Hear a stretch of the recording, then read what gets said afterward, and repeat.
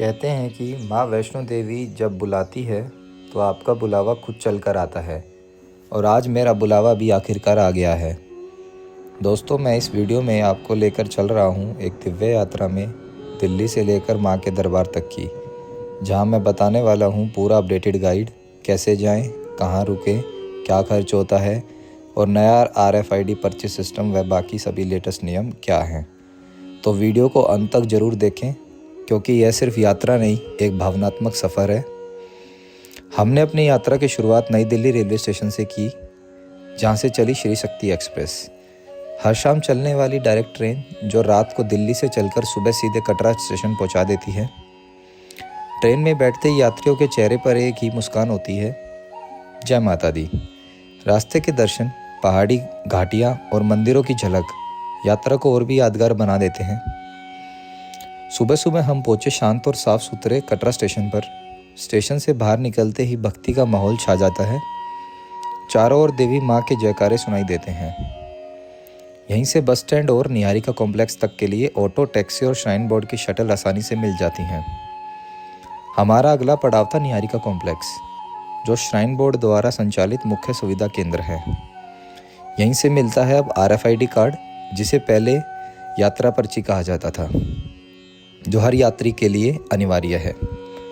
RFID यानी radio frequency identification card. यह एक डिजिटल टैग है जो आपकी एंट्री, यात्रा की प्रगति और भवन पहुंचने का समय ऑटोमेटिकली रिकॉर्ड करता है। इसे स्कैन किए बिना आप यात्रा मार्ग में आगे नहीं जा सकते। RFID लेने के दो तरीके हैं, ऑनलाइन बुकिंग और ऑफलाइन काउंटर। ऑनलाइन बुकिंग में श्राइन बोर्ड की ऑफिशियल वेबसाइट से बुक कर सकते हो। Offline counter Niharika complex, bus stand या कटरा रेलवे स्टेशन के काउंटर पर आधार कार्ड या कोई वैध ID दिखाकर अवेल कर सकते हो। ऑनलाइन बुकिंग पर जो QR कोड वाली स्लिप मिलती है, उसे निहारिका या काउंटर पर स्कैन करवा कर ही RFID कार्ड एक्टिव किया जाता है। 2025 के नए नियम, RFID लेने के बाद लगभग 10 से 12 घंटे के अंदर आपको यात्रा शुरू करनी होती है। दर्शन और वापसी दोनों मिलाकर लगभग 24 घंटे की टाइम लिमिट रखी गई है, ताकि भीड़ को बेहतर तरीके से मैनेज किया जा सके। इस कार्ड से आपको आगे मार्ग में मेडिकल सपोर्ट, लोकेशन ट्रैकिंग और भीड़ नियंत्रण में मदद मिलती है, जिससे यात्रा और भी सुरक्षित और संगठित हो जाती है। RFID कार्ड लेने के बाद हम घूमने निकले आसपास की मार्केट में। यहाँ से प्रसाद, नारियल, चुनरी, टॉर्च, रेनकोट और यात्रा के लिए वॉकिंग स्टिक आसानी से मिल जाती है। एक छोटा सा रिक्वेस्ट, प्लास्टिक के पॉली बैग से बचें, क्योंकि यात्रा मार्ग पर प्लास्टिक पर रोक है और श्राइन बोर्ड पर्यावरण फ्रेंडली सामग्री का ही इस्तेमाल करने की सलाह देता है। अब वक्त था माँ के दरबार की ओर बढ़ने का। मुख्य द्वार से गुजरते ही RFID स्कैनर पर कार्ड टैप किया और आधिकारिक रूप से यात्रा शुरू हो गई। पहाड़ों की ठंडी हवा, भक्तों की भीड़ और चारों ओर गूंजते माँ के जयकारे एक अलग ही माहौल बना देते हैं। थोड़ी ही दूरी पर आता है बाणगंगा, जहाँ परंपरा के अनुसार श्रद्धालु स्नान करते हैं और माँ से यात्रा की सफलता की प्रार्थना करते हैं। यहीं से माँ की यात्रा का आधिकारिक प्रारंभ माना जाता है। जो लोग पैदल नहीं चल सकते या जिन्हें चढ़ाई मुश्किल लगती है, उनके लिए यहाँ हर तरह की सुविधा उपलब्ध है। यहाँ घोड़े, पोनी, पालकी और पिट्ठू सभी श्राइन बोर्ड द्वारा रजिस्टर्ड सर्विसेज के तहत चलते हैं। 2025 के आसपास के अपडेटेड रेट्स, पोनी घोड़ा लगभग 700 से 900 वन वे रूट और वजन पर डिपेंड करता है। पालकी का रेट लगभग 1500 से 1700 प्रति व्यक्ति वन वे वजन के हिसाब से। पिट्ठू लगभग 350 से 700 के बीच, बैग या छोटे बच्चों के लिए। सबसे ज़रूरी बात, हमेशा ऑफिशियल सर्विस बोर्ड्स पर लगे रेट चार्ट चेक करें और रसीद लेकर ही बुकिंग करें, ताकि रास्ते में कोई विवाद या परेशानी ना हो। रास्ते में आपको ढाबे और चाय स्टॉल मिल जाते हैं, जहां साफ पानी, चाय और हल्का फुल्का खाना मिल जाता है। भक्तों के गीत, घंटियों की आवाज़ और बादलों से ढकी पहाड़ियाँ पूरी यात्रा को एक स्पिरिचुअल वाइब से भर देती है।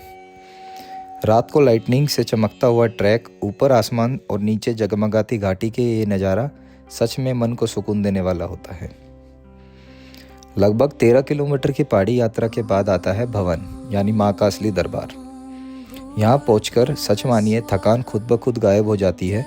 RFID कार्ड या आखिरी बार स्कैन होता है और उसके बाद भक्त कतार में लगकर भवन के अंदर प्रवेश करते हैं। अंदर माँ की 3 पिंडियाँ हैं, महाकाली, महालक्ष्मी और महासरस्वती यहीं विराजमान हैं। दर्शन के बाद आप श्राइन बोर्ड के फ्री लंगर, मेडिकल सेंटर और धर्मशालाओं का लाभ ले सकते हैं।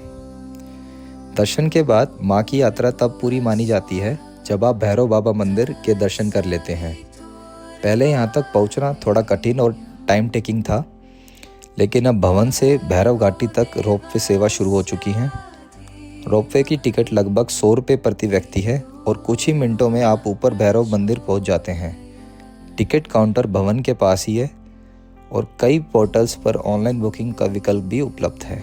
ऊपर जाते हुए पूरी घाटी का दृश्य इतना शानदार होता है कि कैमरा अपने आप हाथों में आ जाता है। अब बात करते हैं हेलीकॉप्टर सेवा की।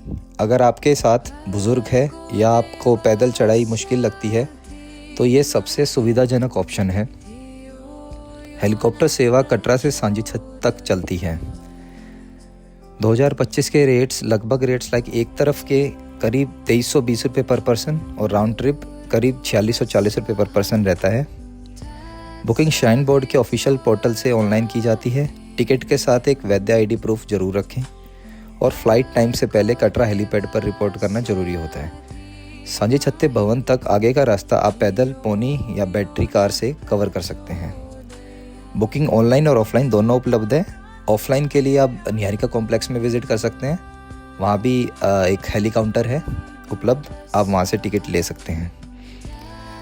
अब बात करते हैं, श्राइन बोर्ड ने अर्धकुंवारी से भवन के बीच बैटरी कार्स भी शुरू की है, जो खासतौर पर बुजुर्गों, दिव्यांगों और मेडिकल केस यात्रियों के लिए बनाई गई हैं।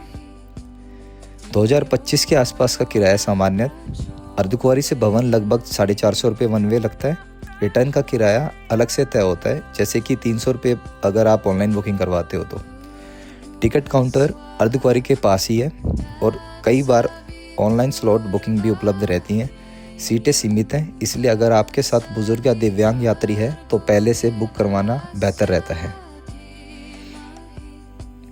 अगर आपके पास एक दिन और है तो माँ के दर्शन के बाद कटरा के आसपास आराम से घूमने लायक कई शांत और खूबसूरत मंदिर हैं, जहाँ बिना भगदौड़ के स्लो ट्रैवल मोड में समय बिता सकते हैं।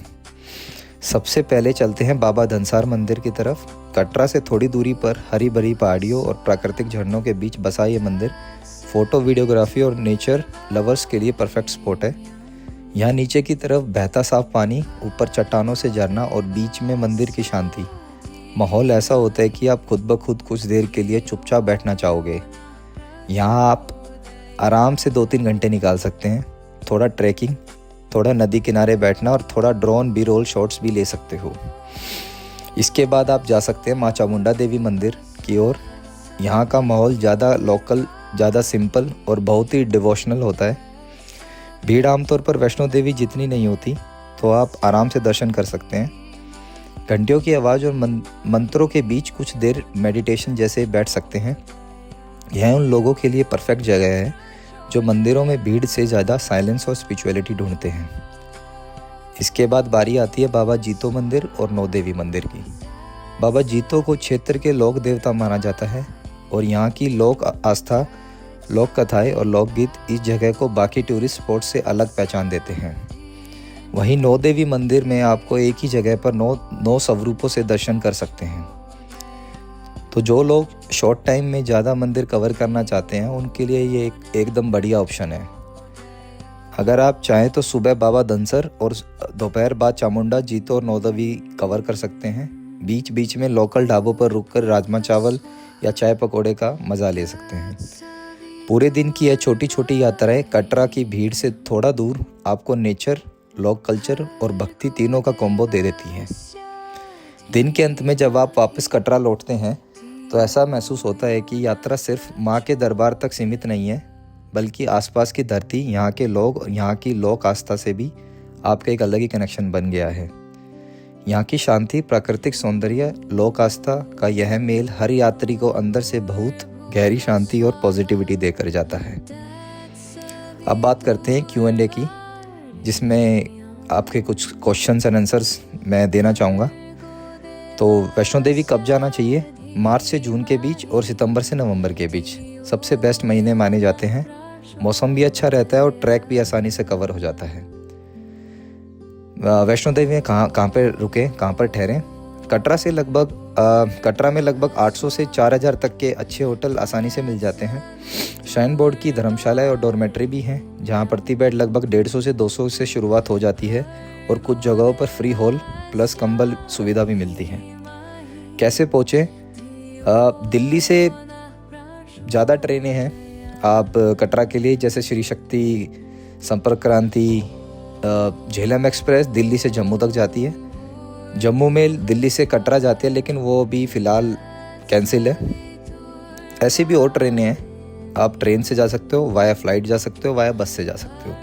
वाया फ़्लाइट दिल्ली से जम्मू, वहाँ से कटरा लगभग 45 किलोमीटर पड़ता है, तो आप टैक्सी लेके जा सकते हैं। और बस से दिल्ली से कटरा वोल्वो स्लीपर 12 से 14 घंटे का सफ़र है, आप तय कर सकते हैं। RFID कार्ड, अब हर यात्री के लिए RFID कार्ड अनिवार्य है।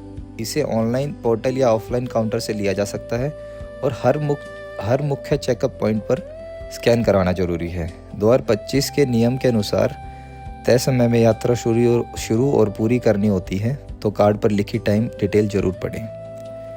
हेलीकॉप्टर का किराया लगभग वन वे 2320 रुपये रहता है और दोनों साइड का 4640 रुपये का रहता है। बुकिंग ऑफिशियल वेबसाइट से पहले से कर लें, क्योंकि सीज़न में स्लॉट जल्दी फुल हो जाते हैं। बैटरी कार अर्धकुंवारी से भवन के बीच चलती है, भवन से अर्धकुंवारी के बीच चलती है। वन वे जाने का टाइम मतलब जाने का किराया 450 रुपये रहता है और आने का 300 रुपये रहता है। रोपवे भवन से भैरव मंदिर तक का टिकट लगभग 100 रुपये पर पर्सन रहता है और फ्री धर्मशालाएँ जैसे दुर्गा भवन, कालिका भवन जैसी जगहों पर फ्री हॉल्स, कंबल और बेसिक सुविधा मिल जाती है, लेकिन भीड़ के समय पहले पहुंचना अच्छा रहता है। अगर आप बजट कितना रखें? अगर आपका बजट नॉर्मल बजट ट्रिप रखना चाहते हो तो 5 से 8 हज़ार रुपये रहता है कटरा तक आने जाने का सस्ता मोड, लाइक बेसिक स्टे।